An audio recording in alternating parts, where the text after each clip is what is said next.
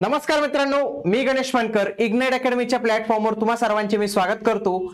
आजच्या या व्हिडिओमध्ये आपण आरआरबी जे मेकॅनिकल कसे बनतात याच्याविषयी संपूर्ण माहिती घेणार आहोत आणि हा व्हिडिओ तुम्ही का पाहिला पाहिजे कारण की याच्यामध्ये आपण आरआरबी जे मेकॅनिकलची जाहिरात कधी येणार आहे, याची निवड प्रक्रिया, सिलेक्शन प्रोसेस कशी असते, एग्जाम पॅटर्न काय असतो, सीबीटी 1 चा काय, सीबीटी 2 चा काय, कोणत्या कोणत्या रेल्वेच्या डिपार्टमेंट मध्ये मेकॅनिकल साठी वॅकन्सी असते, त्याच्यासोबत सीबीटी 1 चा कट ऑफ, सीबीटी 2 चा cut off, in hand salary किती येते, तुम्हाला प्रमोशन काय मिळतं, वर्क प्रोफाइल काय असते आणि याच्या रिक्त जागा किती आहेत याच्याविषयी माहिती जी आहे तर ते आपण आजच्या या व्हिडिओच्या माध्यमातून जाणून घेणार आहोत। म्हणून तुम्ही हा व्हिडिओ जो आहे तर तो शेवटपर्यंत पूर्ण बघायचा आहे आणि तुम्ही देखील या पदासाठी तयारी करत असाल तर आरआरबी जे सीबीटी 1 आणि सीबीटी 2 अशा दोन्ही यांचा समावेश असणारी मेकॅनिकल इंजिनिअरिंग साठी महाराष्ट्रातील एकमेव बॅच आपली इग्नाइट अकॅडमीच्या प्लॅटफॉर्मवर आपण लॉन्च केलेली, ज्याच्यामध्ये तुम्हाला सर्व सेशन्स एक्सपर्ट फॅकल्टी कडून रेकॉर्ड केलेले मिळतील। इवन दो हे सर्व अनलिमिटेड असतील,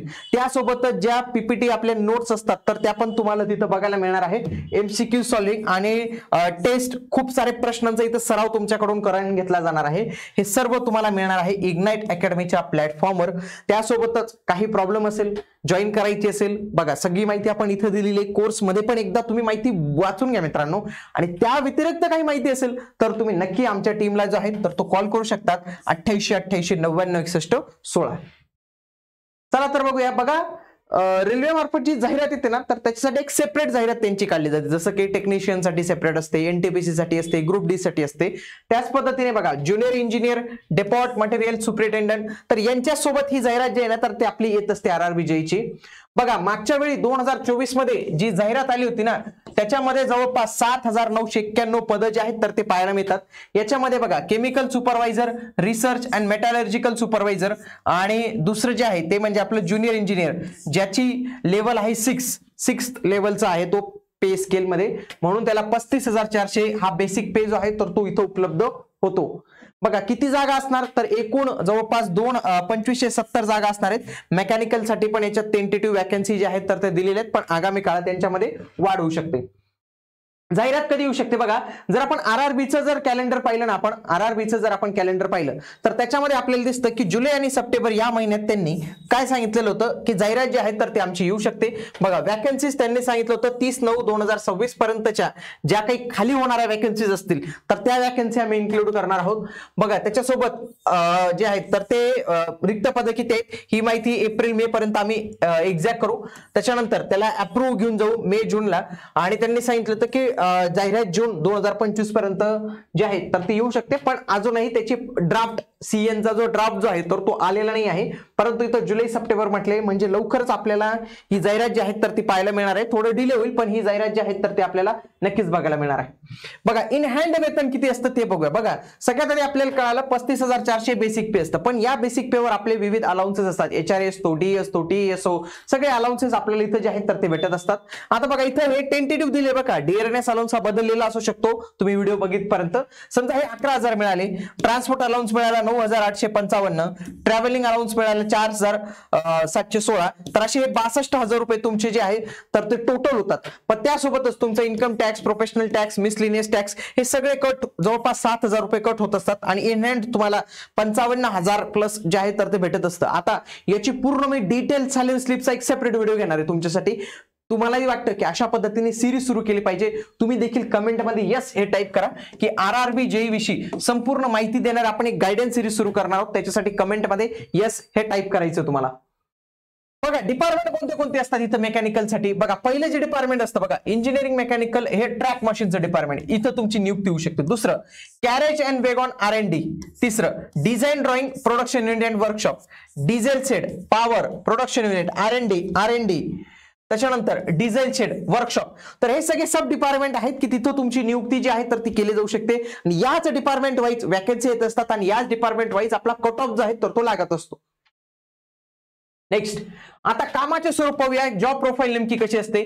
बघा जे कोणी कॅन्डिडेट सिलेक्ट होतात ज्युनियर इंजिनियर साठी, बघा आरआरबी जेईचा जॉब प्रोफाइल हा खालील पद्धतीने असतो। सगळ्यात पहिलं काम असतं बघा work such as maintaining, constructing and repairing in railway buildings, आता हे सिव्हिल वाल्यांसाठी पण असू शकतं की त्यांना रेल्वे बिल्डिंग रिपेअर करणं, मेंटेन करणं, कन्स्ट्रक्ट करणं, तर त्या पद्धतीचं असू शकतं. Maintaining bridge, holding workshop, construction with in the railway division, maintenance electric locomotive, तर तसे मेकॅनिकलचे जे काही कामं असतील तर ते सर्व कामं जे आहेत तर ते तुम्हाला इथं करावे लागू शकतात. आणि एवढं काही डिफिकल्ट काम नसतं. रेल्वेशी संबंधित जे काही मेकॅनिकल तुम्हाला डिपार्टमेंट असतं बघा, इथं डिपार्टमेंटनुसार कामं लागणार. बघा ट्रॅक मशीनचं असेल तर ट्रॅक मशीनची कामं लागतील तुम्हाला, कॅरेज अँड वेगॉन असेल तर कॅरेज अँड वेगॉनचं, R&D असेल तर R&D, प्रोडक्शन युनिट असेल म्हणजे नवीन रेल्वे तयार करण्याच्या प्रोडक्शन मध्ये, त्याच्यानंतर वर्कशॉप असेल रिपेअरिंगच्या याच्यात तुम्हाला लागू शकतं. नवीन काही डिझाईन ड्रॉइंग डिपार्टमेंट मध्ये तुम्हाला लागू शकतं. R&D डिपार्टमेंट, पॉवर डिपार्टमेंट मध्ये, डिझेल शेड मध्ये तुमचं काम जे आहे तर ते असू शकतं. डिपार्टमेंट नुसार जे आहे तर ते तुमचं काम इथं असणार आहे. सिलेक्शन प्रोसेस कशी असते बघा, याच्यामध्ये 2 स्टेप मध्ये सिलेक्शन प्रोसेस असते बघा. पहिली होत असते कम्प्युटर बेस्ड टेस्ट, जिला म्हणतो CBT 1, आणि दुसरी होत असते CBT 2. पहिली आहे ना ती चाळणी परीक्षेचं काम करते, म्हणजे बऱ्यापैकी फिल्टर करण्याचं काम करते की बाकीचे बाजूला व्हा. आणि दुसऱ्या याच्यात खऱ्या अर्थाने तुमचा कस काढला जातो, तो म्हणजे तुमच्या टेक्निकल नॉलेजचा जो आहे वापर केला जातो. तिसरं डॉक्युमेंट व्हेरिफिकेशन आणि चौथं मेडिकल व्हेरिफिकेशन. तर हे काही प्रॉब्लेमॅटिक नाहीये, पण हेच आपलं CBT 2 आपलं खऱ्या अर्थाने जे आहे तर ते सिलेक्शन देणार आहे. वयोमर्यादा जर पाहिली तर 18 ते 33 पर्यंत असणार आहे. मागे 2 वर्ष जे आहेत तर ते एक्सटेन्शन दिलं होतं मागच्या ऍडला, तर या ऍडला असेल का नाही तर ते बघणं गरजेचं असणार आहे. 2-3 वर्ष दिलं होतं. त्याच्यानंतर 18 ते 33 जे आहेत तर ते वयोमर्यादा इथं आपल्याला बघायला मिळणार आहे. त्याच्यानंतर शैक्षणिक पात्रता काय असणार आहे बघा, शैक्षणिक पात्रतेमध्ये डिप्लोमा पण चालणार आहे 3 वर्षाचा, सोबत तुमची बॅचलर डिग्री असेल ती पण चालणार आहे. म्हणजे डिग्री डिप्लोमा दोघांना इथं अलाउ केलेला आहे. बघा इथं मेकॅनिकल वाल्यांसाठी कोणते कोणते इंजिनिअरिंगचे आणखी ब्रांचेस असतील बघा. मेकॅनिकल इंजिनियर असणारच आहे. प्रोडक्शन वाले फॉर्म भरू शकतात. Automobile, manufacturing, mechatronics, industrial, machining, tool and machining, tool and die making and combination of any subjects, म्हणजे हे मेकॅनिकल आणि अलाइड कोर्सेस आहेत, हे सगळे तुम्हाला एलिजिबल असतील. यांच्यामध्ये डिप्लोमा केला असेल, डिग्री केली असेल, फॉर्म भरू शकतात. पुढे परीक्षा शुल्क किती असणार आहे बघा. ओपन वाल्यांसाठी 400 रुपये आणि कॅटेगरी वाल्यांसाठी 250 रुपये इथं परीक्षा शुल्क जे आहे तर ते इथं आपल्याला बघायला मिळणार आहे. एक्झाम पॅटर्न कशा पद्धतीने असणार आहे. CBT 1 चा एक्झाम पॅटर्न पहिला 4 विषय असतील बघा. एक आहे गणित विषय, दुसरा आहे जनरल इंटेलिजन्स अँड रिझनिंग, तिसरा आहे जनरल अवेअरनेस आणि चौथा आहे जनरल सायन्स. प्रत्येकावर पहिलं प्रश्नांचे पॅटर्न वेगवेगळे बघा. मॅथमॅटिक्स वर 30 प्रश्न असतील, रिझनिंग वर 25 प्रश्न असतील, जीके वर 15 असतील आणि सायन्स वर 30 असतील, असे 100 प्रश्न असतील.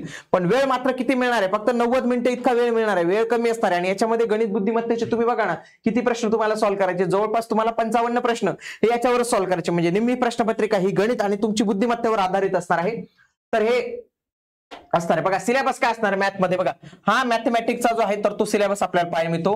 हा जनरल इंटेलिजन्स अँड रिझनिंग, हा जनरल अवेअरनेस आणि हा जनरल सायन्सचा तुम्हाला पाहायला इथं मिळतो. जनरल सायन्स मध्ये 10वी लेवल पर्यंतचे जे CBSE असेल त्याच्यावर प्रश्न इथे विचारले जातील. एकदा तुम्ही व्हिडिओ पॉज करून हा सिलेबस रीड करू शकता. पुढे जे आहे तर तो आता CBT 1 पास झालो, त्याच्यानंतर आपल्याला बोलवलं जाईल CBT 2 ला. CBT 2 मध्ये बघा जनरल अवेअरनेस तोच आलेला आहे. पुन्हा फिजिक्स अँड केमिस्ट्री हा आलेला आहे. बेसिक कम्प्युटर्स अँड ऍप्लिकेशन हा 3 आलेला आहे. चौथा basic environment and pollution control चौथा आलेला आहे. आणि पाचवा म्हणजे तुमचा टेक्निकल, म्हणजे मेकॅनिकल वाल्यांना मेकॅनिकल, इलेक्ट्रिकल वाल्यांना इलेक्ट्रिकल आणि सिव्हिल वाल्यांना सिव्हिल. मेकॅनिकलचे 100 प्रश्न येतील तुम्हाला डायरेक्ट. आणि वरचे 15 प्रश्न बघा. जीके GS 15, फिजिक्स केमिस्ट्री 15, कम्प्युटरचे 15 आणि पोल्युशन कंट्रोलचे 10. हे तुमचे झाले 50 प्रश्न. आणि एकूण हे 100 प्रश्न टेक्निकलचे असे हे 150 प्रश्न. आणि वेळ मिळणार आहे फक्त 120 मिनिटं तुम्हाला इथं वेळ जो आहे तर तो इथं दिला जाणार आहे. बघा हा संपूर्ण सिलेबस आहे. हा कशाचा सिलेबस आहे बघा, GA चा सिलेबस आहे, जनरल अवेअरनेसचा. फिजिक्स अँड केमिस्ट्री हे 10वी पर्यंतचा, म्हणजे सेम CBT 1 चा फायदा CBT 2 ला होणार आहे. बेसिक कम्प्युटर अँड ऍप्लिकेशन 3, त्याच्यानंतर एन्व्हायरमेंट अँड पोल्युशन कंट्रोल आणि टेक्निकल ॲबिलिटीचा सिलेबस त्यांनी पुढे दिलेला आहे, ते मी एक्सप्लेन करतो बघा. हा आहे मेकॅनिकलचा सिलेबस. कोणते कोणते विषय आपल्याला इथं असणार बघा. इंजिनिअरिंग मेकॅनिक्स, आता इंजिनिअरिंग मेकॅनिक्स मध्ये काय सगळे टॉपिक दिलेले आहेत. पुढचं मटेरियल सायन्स सगळे टॉपिक दिलेले आहेत. त्याच्यानंतर स्ट्रेंथ ऑफ मटेरियल, त्याच्यानंतर मशीनिंग हा विषय दिलेला आहे. चौथा वेल्डिंग दिलेला आहे. Grinding and finishing process, metrology हा दिलेला आहे. त्याच्यानंतर fluid mechanics and hydraulic machinery 8, industrial management, thermal engineering 10. तर एवढे हे 10 विषय आपल्याला पाहायला मिळतील आणि त्याच्या सगळ्या गोष्टी ज्या आहेत डिटेल सिलेबस तो इथं दिलेलाच आहे. त्यासोबतच बघा आता याचं प्रमोशन कसं होतं बघा, ज्यावेळी तुम्ही ज्युनियर इंजिनियर म्हणून जॉईन होतात त्याचे 5 ते 7 वर्षानंतर तुमचं प्रमोशन होतं सिनियर सेक्शन इंजिनियर म्हणून.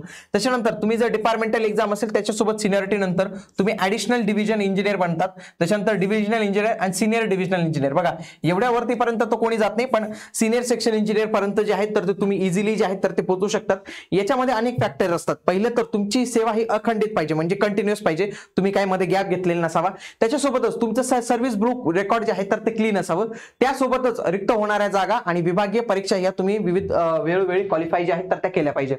सीबीटी 1 चा मागच्या वेळी जो कट ऑफ लागला होता तर तो इथे डिपार्टमेंट दिलेले थे वेगवेगळे, तर हा 79.64 आपल्याला इथं कट ऑफ जो आहे तर तो पाहायला मिळतो. म्हणजे 100 पैकी एवढे मार्क पाडणं म्हणजे काही सोपी गोष्ट नाही आहे. ओके, पुढे इथं कट ऑफ मार्क आपल्याला पाहायला मिळतात सीबीटी 2 चे. तुम्ही म्हणाल एवढे 785 वगैरे कुठे, तर ते आय थिंक नॉर्मलायझेशन मुळे जे आहे तर ते 150 जे 785 जे आहे तर ते झालेले असू शकतात.